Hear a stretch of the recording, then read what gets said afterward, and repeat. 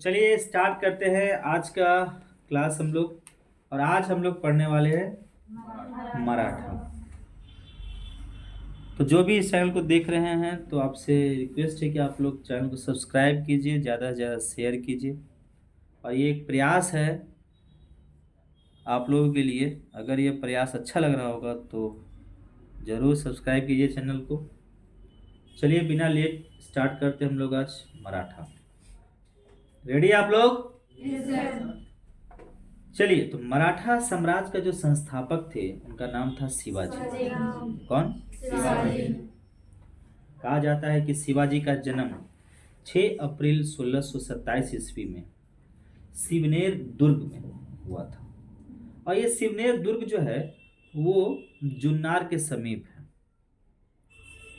शिवाजी के पिताजी का नाम शाहजी भोसले था और माता का नाम जीजाबाई था। तो पहला सवाल यही से निकल के आता है कि मराठा साम्राज्य का संस्थापक कौन? शिवाजी। इनका जन्म कब हुआ? 6 अप्रैल 1627। और कहाँ पे हुआ? शिवनेर दुर्ग में। इनके पिताजी का नाम शाहजी भोसले और माताजी का नाम जीजाबाई। माताजी का नाम जीजाबाई। ध्यान से सुनिएगा आप लोग। माताजी जीजाबाई। 1627 में इनका जन्म होता है। और अगर हम आपसे पूछे कि 1627 में मुगल शासक कौन थे तो आप क्या बताइएगा? बोलिए। जहांगीर थे ना। मुगल शासक कौन थे? जहांगीर। कहा जाता है कि शाहजी भोसले जो कि शिवाजी के पिताजी थे, शाहजी भोसले की दूसरी पत्नी का नाम तुकाबाई मोहिते थी। तुकाबाई मोहिते। और शिवाजी के गुरु कौंडदेव। कौन? कौंडदेव। आध्यात्मिक क्षेत्र में शिवाजी के आचरण पर, अध्यात्म समझते हैं ना, है ना, पूजा पाठ, है ना, धर्म से जुड़ा हुआ चीज सब। आध्यात्मिक क्षेत्र में शिवाजी के गुरु थे और उनके आचरण से काफी प्रभावित थे शिवाजी। और वह गुरु थे गुरु रामदास। गुरु रामदास। अब यहाँ पे एक प्रश्न निकलता है कि गुरु रामदास सिखों के कितनेवें गुरु थे? सिखों के कितने गुरु थे गुरु रामदास? पहला गुरु कौन? दूसरा गुरु कौन? गुरु। तीसरा गुरु कौन? अमरदास। और चौथा गुरु कौन? रामदास। ठीक है, तो सिखों के चौथे गुरु थे गुरु रामदास। ठीक है। शिवाजी का विवाह जो है साई बाई निम्बालकर के साथ में हुआ था 1640 ईस्वी में।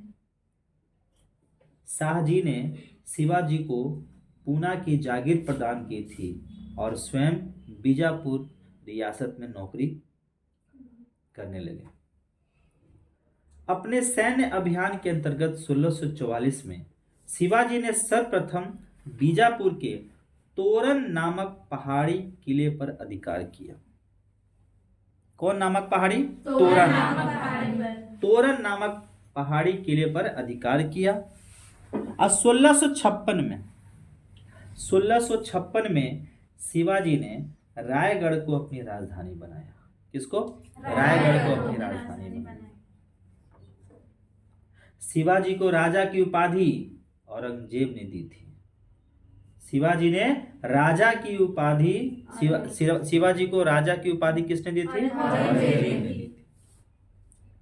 बीजापुर के सुल्तान के बारे में बता दें कि बीजापुर के सुल्तान ने अपने योग्य सेनापति अफजल खां को सितंबर 1659 को शिवाजी को पराजित करने के लिए भेजा था। और लेकिन इसमें यह असफल रहा और 10 नवंबर 1659 को अफजल खां को शिवाजी ने हत्या कर दिया।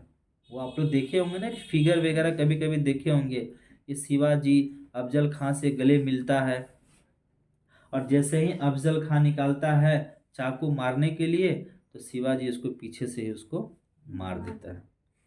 तो वो दृश्य वो होता है हत्या कब 1659 में। शिवाजी ने सूरत को 1664 ईस्वी में एवं 1670 ईस्वी में लूटा था। ठीक है, शिवाजी ने सूरत को 1664 ईस्वी में और 1670 ईस्वी में लूटा था और पुरंदर की संधि 1665 ईस्वी में महाराजा जयसिंह एवं शिवाजी के मध्य संपन्न हुआ था। ठीक है, अब आप लोगों के बीच में दो ऐसे विद्यार्थी हैं जो अपने आप में मनमुग्ध हैं और दोनों को हम खड़ा करते हैं। पहले खड़ा हो जाइए राजेश मातो और दूसरा खड़ा होइए अमन।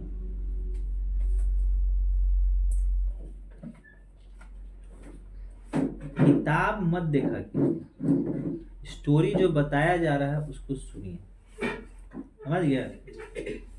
वरना आप लाइन पढ़ते रह जाइएगा, आप पता चला कि ना सुन पाए और ना समझ पाए। तो सुनिए, अभी तक का जो कहानी बताएं बताइए तो थोड़ा सा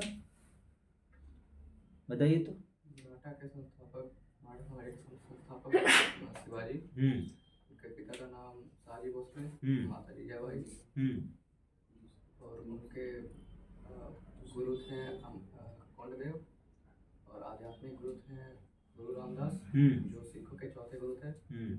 और दूसरी पत्नी का नाम बताइए।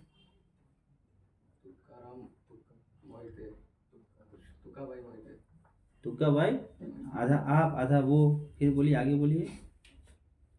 शिवाजी का विवाह किससे हुआ?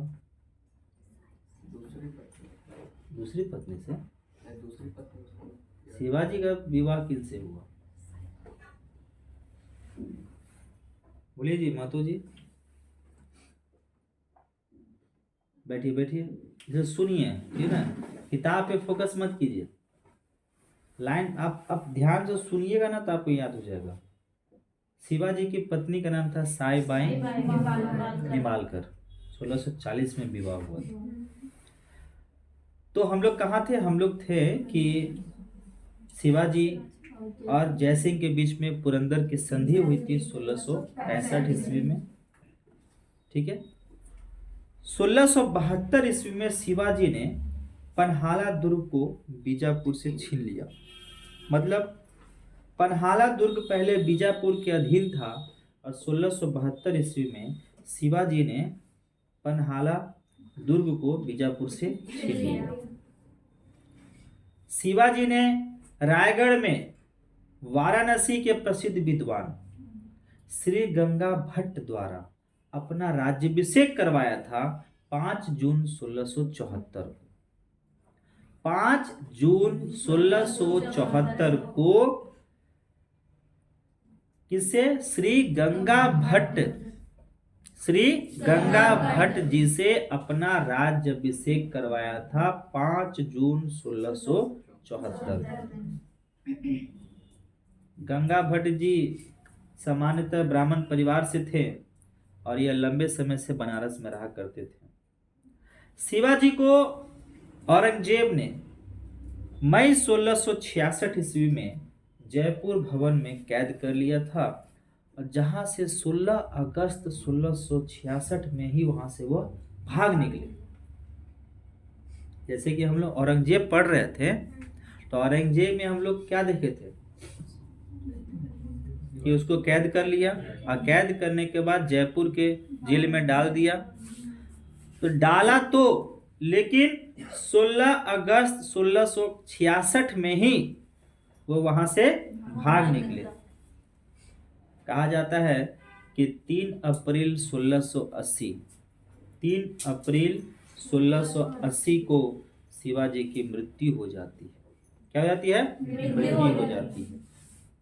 और मात्र 53 वर्ष ही उनका उम्र था, 53 वर्ष। तो ये कुछ शिवाजी के बारे में था। अब शिवाजी के उत्तराधिकारी या फिर शिवाजी के साथ में कौन कौन थे, कैसे थे, उसको हम देखते हैं। शिवाजी के मंत्रिमंडल को अष्टप्रधान कहा जाता है। क्या कहा जाता है? अष्टप्रधान।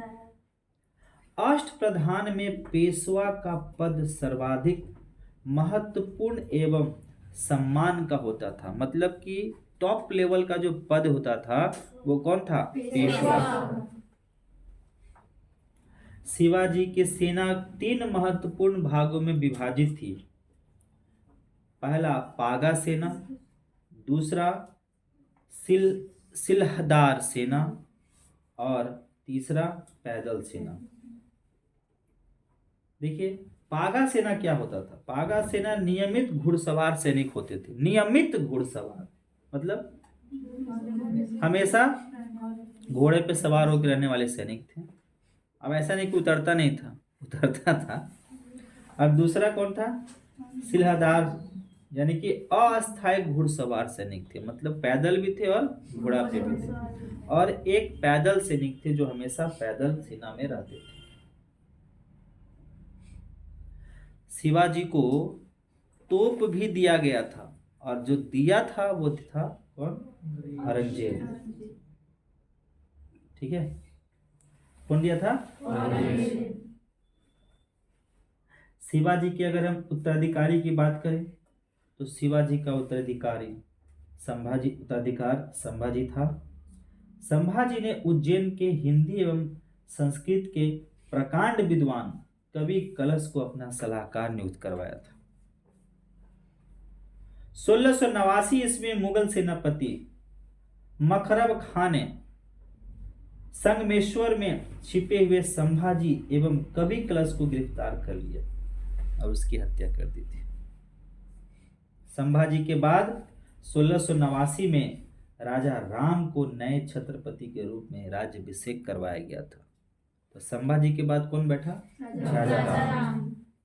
राजा राम ने अपनी दूसरी राजधानी सतारा को बनाया था। किसको बनाया था? सतारा को। कहा जाता है कि राजा राम मुगलों से संघर्ष करते हुए 2 मार्च 1700 ईस्वी को मारा गया। मुगलों से लड़ते हुए 2 मार्च 1700 ईस्वी को मारा गया। राजा राम की मृत्यु के बाद उसकी विधवा पत्नी ताराबाई अपने 4 वर्षीय पुत्र शिवाजी द्वितीय का राज्याभिषेक करवाती है और मराठा साम्राज्य का वास्तविक संरक्षक बन जाती है। मतलब राजा राम का जो बेटा रहता है, पत्नी रहता है, उसका नाम क्या है? ताराबाई। और उनका 4 वर्ष का बेटा शिवाजी द्वितीय। लेकिन वह खुद कार्यभार संभालती है क्योंकि उसका बेटा तो छोटा है। 1707 ईस्वी में जब औरंगजेब की मृत्यु हो जाती है तो संभाजी के पुत्र साहू भोपाल के निकट मुगल शिविर से वापस लौट आता है। वहां से वापस आ गया और साहू एवं ताराबाई के बीच में 1707 में खेड़ा का युद्ध होता है। समझ रहे? मतलब औरंगजेब जो पकड़ लिया था ना साहू को, तो वो साहू जब औरंगजेब मर जाता है तो साहू वहां से वापस आ जाता है, भाग आता है। और जैसे ही भाग आता है तो पता चलता है कि यहाँ तो शासक कौन बन के बैठी हुई है? ताराबाई। तो वही साहू और ताराबाई के बीच में 1707 में खेड़ा का युद्ध होता है जिसमें साहू जीत जाता है। साहू जीत जाता है और साहू ने 22 जनवरी 1708 ईस्वी को सतारा में अपना राज्याभिषेक करवाता है।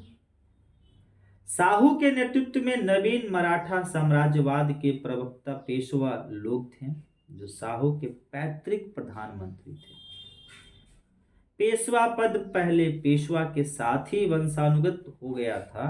पेशवा पूना में रहता था। 1713 ईस्वी में साहू ने बालाजी विश्वनाथ को पेशवा बनाया। बालाजी विश्वनाथ को पेशवा बनाया 1713 में और इनकी मृत्यु हो जाती है बालाजी पेशवा की 1720 में।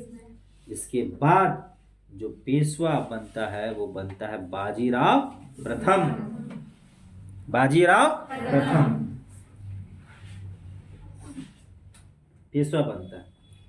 पेशवा बाजीराव प्रथम ने मुगल साम्राज्य की कमजोर हो रही स्थिति का फायदा उठाने के लिए शाही को उत्साहित करते हुए कहा कि आओ हम इस पुराने वृक्ष के खोखले तने पर प्रहार करते हैं और शाखाएं तो स्वयं ही स्वयं गिर जाएगी। हमारे प्रयत्नों से मराठा पताका कृष्णा नदी से अटक तक फहराने लगेगी। और उत्तर में साहू ने कहा, निश्चित रूप से ही आप इसे हिमालय के पार काट देंगे। निस्संदेह आप योग्य पिता के योग्य पुत्र हैं। ये कुछ ठीक है। फिर 7 मार्च 1728 ईस्वी को पालखेड़ा का युद्ध होता है, जिसमें बाजीराव प्रथम एवं निजामुल मुल्क के बीच में युद्ध लड़ा जाता है, जिसमें निजाम की हार हो जाती है। ठीक है। और दिल्ली पर आक्रमण करने वाला प्रथम पेशवा जो है वो बाजीराव प्रथम था, जिसने 29 मार्च 1737 ईस्वी को दिल्ली पर धावा बोला। और उस समय बादशाह था मोहम्मद शाह। कौन था? मोहम्मद शाह। और ऐसा धावा बोला कि मोहम्मद शाह दिल्ली छोड़ने को तैयार हो गया था। बाजीराव प्रथम मस्तानी नामक महिला से, इनका बहुत चर्चित आप लोग सुने ही होंगे, मस्तानी। 1740 ईस्वी में बाजीराव प्रथम की मृत्यु हो जाती है। और बाजीराव प्रथम की मृत्यु के बाद बालाजी बाजीराव 1740 ईस्वी में पेशवा बनते हैं। बाजीराव प्रथम की मृत्यु कब हुई?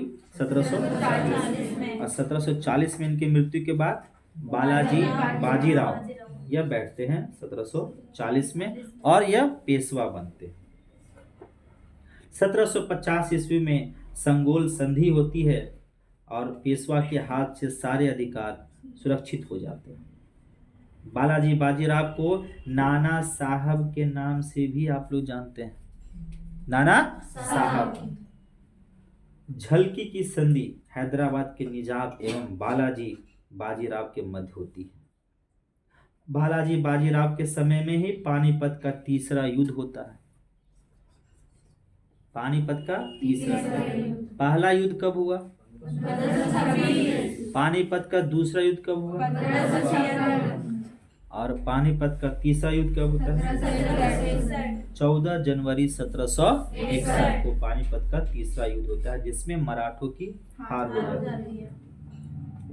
और इस हार को नहीं सह पाते हैं, जिसके कारण बालाजी की मृत्यु हो जाती है 1761 को।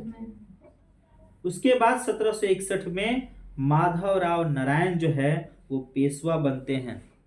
माधवराव नारायण पेशवा बनते हैं और इसने मराठों की खोई हुई प्रतिष्ठा को पुनः प्राप्त करने का प्रयास किया। माधवराव ने ईस्ट इंडिया कंपनी की पेंशन पर रह रहे मुगल बादशाह शाह आलम द्वितीय को पुनः दिल्ली की गद्दी पर बैठाया और मुगल बादशाह अब मराठों का पेंशन भोगी बन गया था। पेशवा नारायण राव 1772 से 1773 की हत्या उसके चाचा रघुनाथ राव ने कर दिया। रघुनाथ राव ने कर दिया।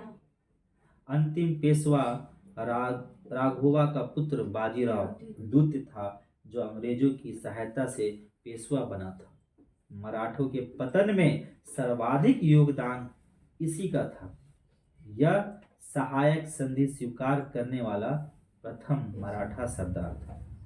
1776 ईस्वी में पुरंदर की संधि होती है और इसके तहत कंपनी ने रघुनाथ राव के समर्थन को वापस ले लिया और फिर प्रथम आंग्ल मराठा युद्ध होता है, जो 1782 ईस्वी में होता है। प्रथम आंग्ल मराठा युद्ध कब होता है? 1782 में। और इसी युद्ध में सालबाई संधि के साथ यह युद्ध को समाप्त किया जाता है। तो सालबाई की संधि किस युद्ध में होता है? प्रथम आंग्ल मराठा युद्ध। और ये कब होता है? 1782। उसके बाद 1803 से लेकर 1805 तक मराठा का दूसरा आंग्ल मराठा युद्ध होता है।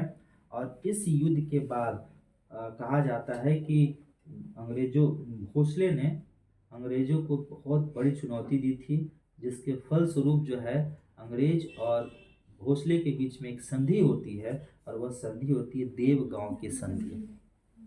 कौन संधि? देवगांव की संधि होती है। ठीक है। उसके बाद 1803 में देवगांव की संधि 1803 में। उसके बाद तीसरा आंग्ल मराठा युद्ध होता है 1817 से 1819, और इस युद्ध के बाद मराठा शक्ति और पेशवा के वंशानुगत पद को समाप्त कर दिया जाता है, और पेशवा बाजीराव द्वितीय ने कोरेगांव एवं अस्टी के युद्ध में हारने के बाद 1818 ईस्वी में मेलक्कम में सम्मुख आत्मसमर्पण कर दिया, और अंग्रेजों ने पेशवा के पद को समाप्त कर दिया। बाजीराव द्वितीय को पुणे से हटाकर कानपुर के निकट बिठूर में पेंशन पर भेज दिया गया, और जहाँ पे 1853 ईस्वी में इनकी क्या हो जाती है? मृत्यु हो जाती है। तो इस प्रकार से जो है मराठा साम्राज्य जो है वो क्या होता है? समाप्त हो जाता है। ठीक है। तो कहानी कुछ समझ में आया? हाँ, इसको और डीप पढ़ेंगे हम लोग, अच्छे से पढ़ेंगे। बहुत अच्छा कहानी है मराठा का, बहुत अच्छा कहानी। बट आप लोग का एग्ज़ाम है तो आप लोग उसको ज़रूर याद कर लीजिएगा, इतना है ना। तो मिलते हैं कल हम लोग, ठीक है।